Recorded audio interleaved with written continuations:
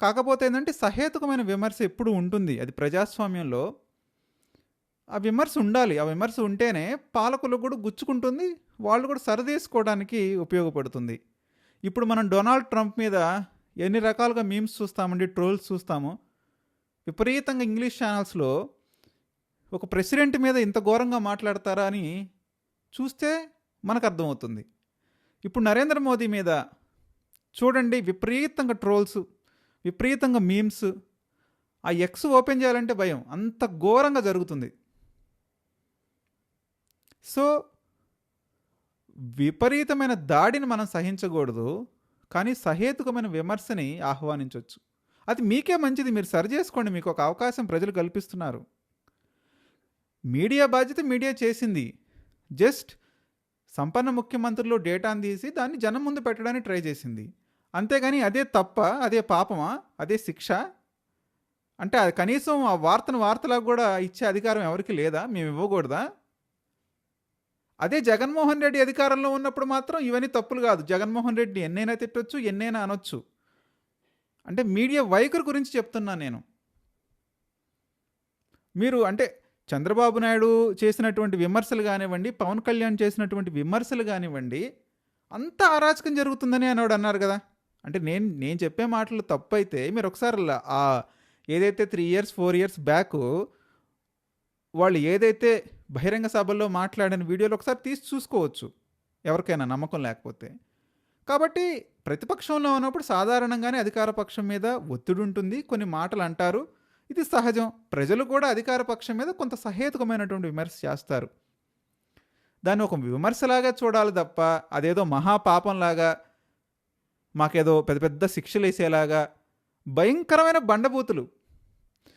ఆ బ్రదర్ ఎవరో నాకు ఒక 5 రూపాయలు ఇచ్చాడన్నారు. సరే బ్రదర్, నాకు ఇచ్చాడనే కాసేపు అనుకుందాము. 5 రూపాయలతో నేను ఏం చేసుకుంటాను చెప్పు? నాకు కనీసం 1 day ఫోన్ రీఛార్జ్ కూడా రాదు కదా. ఒక్కరోజు ఫోన్ రీఛార్జ్ కూడా చేసుకోలేను ఆ 5 రూపాయలు పెట్టి. నేను ఏం చేసుకోగలను? నువ్వేదో అనేయాలని అనేసావు.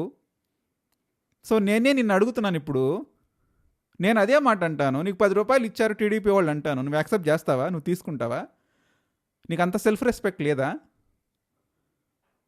ఎప్పుడైనా కానీ మనం ఇచ్చేలాగా ఉండాలి, కానీ చెయ్యి ఇలా ఉంటే ఏం బాగుంటుంది చెప్పండి? ఎవరికన్నా కానీ అది ఎవరు కోరుకోరు. ఎవరికి వాళ్ళు వాళ్ళ వ్యక్తిత్వ హననాన్ని, వాళ్ళ సెల్ఫ్ రెస్పెక్ట్ని వాళ్ళు చేసుకుంటారా కావాలని? సో ఇదైతే నిజంగా దారుణం. సో ఇంకో మాట ఏమన్నాడంటే వెధవలు అన్నాడు. అంటే ఎవరు వెధవలు? అంటే మీడియా వెధవలా, లేకపోతే ఉన్నది ఉన్నట్టు చెప్పిన వాళ్ళు వెధవలా? చంద్రబాబు నాయుడు 1995లో ఏదైతే సీనియర్ ఎన్టీఆర్ని దింపి ఆయన అధికారంలోకి రావటం, అధికార మార్పిడా వెన్నుపోట? దీనికి సమాధానం చెప్పండి, ఎవరు వెధవలో తెలుస్తుంది.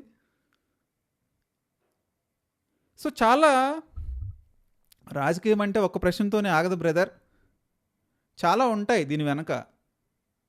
కాబట్టి ఏంటంటే మీరు కూడా అర్థం చేసుకొని మాట్లాడాల్సినటువంటి అవసరం ఉంది. ఎందుకంటే రాజకీయ నాయకులు ఎవ్వరు పరిశుద్ధాత్మలు కాదు, పాయింట్ నెంబర్ 1.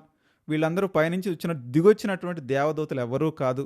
రాజకీయ నాయకులైనా సినిమా స్టార్లైనా వాళ్ళ పాజిటివ్స్ ఉంటే నెగిటివ్స్ ఉంటాయి. పాజిటివ్స్ మాత్రమే ఎక్స్పోజ్ చేసుకుంటారు, నెగిటివ్స్ అన్ని దాచిపెట్టుకుంటారు. మన బలం మన బలహీనత అదే రాజకీయం కదా. మన బలాల్ని ఎంతైతే బయట చెప్పుకుంటున్నామో బలహీనతలను దాచేసుకుంటాం మనం. ఇది ఎవరైనా చేసేటువంటి ట్రిక్కే.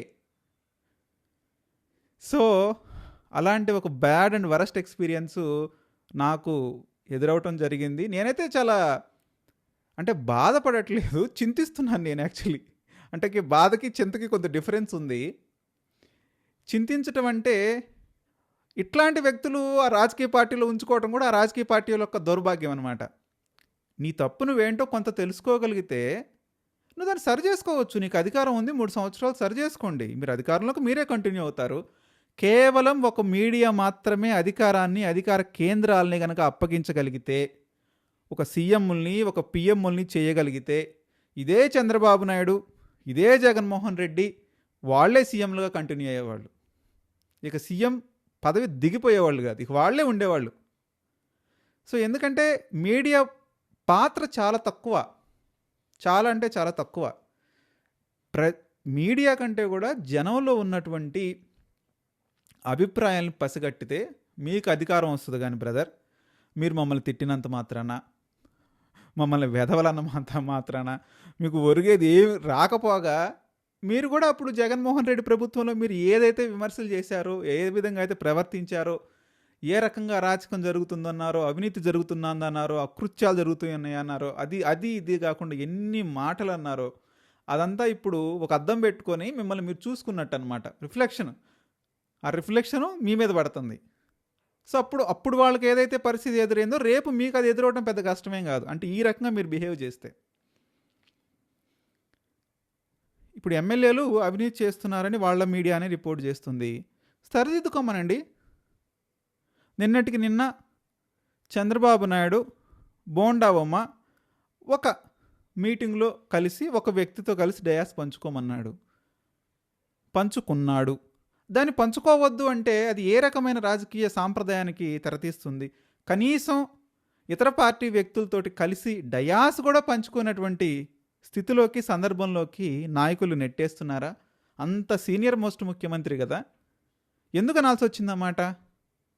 మీరు చెప్పాలనుకుంటే మీరు వేదికల మీద, బహిరంగ సభల్లో అనవసరంగా పార్టీకి సంబంధించిన విషయాల్లో పార్టీని లాగొద్దు అని చెప్పుకోవచ్చు. వెల్ అండ్ గుడ్, ఆ కామెంట్ బాగుంటుంది. అంతేగాని అసలు మీరు పాల్గొనొద్దు, మీరు ఎవరితో కలవద్దు అంటే ఇదేం సాంప్రదాయం brother? As a senior most, as a సీఎంగా యాజ్ వెల్ యాజ్ పాలిటీషియన్గా మీరే చెప్పుకుంటారు 50 సంవత్సరాల ఎక్స్పీరియన్స్ ఉందని. అంత ఎక్స్పీరియన్స్ ఉన్నప్పుడు మీరు అందరిని హక్కుని చేర్చుకోవాలి కదా, దరికి చేర్చుకుని కూర్చోబెట్టుకోవాలి కదా, మాట్లాడాలి కదా. ప్రతిపక్షాలంటే రాజకీయమే చేస్తాయి, ఆ రాజకీయాన్ని తిప్పికొట్టడంలోనే మీ చాణక్యత ఉంటుంది కదా. పక్కనోళ్ళ అధికారం కోసం ఏ ప్రతిపక్ష పార్టీ అయినా దాడి చేస్తుంది, అది ఎక్కడైనా సహజమే. కాకపోతే అసలు మీరు వాళ్ళతో కలవద్దు, వాళ్ళతో మింగిలవద్దు, సభలు పంచుకోవద్దు అని అనడం ఎంత మాత్రం సమర్థనీయమో ఆయనే చెప్పాలి. సో ఇదైతే కొంచెం ఇబ్బందికరమైనటువంటి పరిణామమే టీడీపీ పార్టీకి కానివ్వండి, కూటమికి కానివ్వండి. మీరు ఆదుర్తా పడుతున్నారు. యాక్చువల్గా చిన్న చిన్న విమర్శలు చేయడం సహజం, మీరు యాక్సెప్ట్ చేయండి, వెల్కమ్ చేయండి. సో ఇంకొక రకంగా మీరు ఎక్స్ప్రెస్ చేయొచ్చు. అప్పుడు జగన్మోహన్ రెడ్డికి ఉంది కదా అని ఎవరో కామెంట్ చేశారు, అది వెల్ అండ్ గుడ్, మంచి కామెంటే, దాన్ని ఆహ్వానించాల్సిందే. అంతే తప్ప మీరెవరో 5 రూపాయలు తీసుకున్నారు, 10 రూపాయలు తీసుకున్నారు, మీరు బఫూన్లాగా ఉన్నారు, వెధవల్లాగా ఉన్నారంటే, సో అదే మాట నువ్వు నా కళ్ళి 1 వేలు చూపెడితే నీ కళ్ళి 4 వేలు చూపెడతాయి. అది నువ్వు తెలుసుకొని మాట్లాడితే బాగుంటుంది. ఏదేమైనప్పటికీ ఈ అసహనాలు, అసంతృప్తులు తగ్గించుకొని పాలన మీద, ప్రజల మీద దృష్టి పెట్టుకుంటే మంచిది, మీ పార్టీ గెలుస్తుంది. అంతకు తప్ప మీరు ప్రజల్లో బదనాం అవటం తప్ప వేరేది ఉండదు అని నేను చెప్పాలనుకున్నాను. ఇది నా స్వాగతం అనుకోవచ్చు, ఎందుకంటే నాకు స్వవిషయం కాబట్టి నేను మీకు ఎక్స్ప్రెస్ చేయాలని పరిస్థితి. అంటే ఇది ఒకళ్ళ మానసిక పరిస్థితిని కూడా తెలియజేస్తుంది. అంటే ఏ విధంగా ఉన్నారు జనాలు, ఎటువైపు వెళ్తుంది సమాజం, ఏ విధంగా సమాజాన్ని వీళ్ళు భ్రష్టు పట్టిస్తున్నారు అనేటువంటి అభిప్రాయాన్ని కూడా ఇక్కడ తెలియజేస్తున్నాను. సో మర్చిపోకుండా మీరు కూడా దీనిపై కామెంట్ చేయడానికి ప్రయత్నించండి. ఎందుకంటే ఇది ఒక పార్టీకి సంబంధించింది కాదు, ఇది సంఘానికి, సమాజానికి సంబంధించింది కాబట్టి రెస్పాండ్ అవ్వాల్సిన బాధ్యత అయితే ఉంది. సో మర్చిపోకుండా రెస్పాండ్ అవ్వాలని కోరుకుంటూ మరిన్ని వీడియోల కోసం చూస్తూనే ఉండండి. నేను మీ కౌండిన్యా.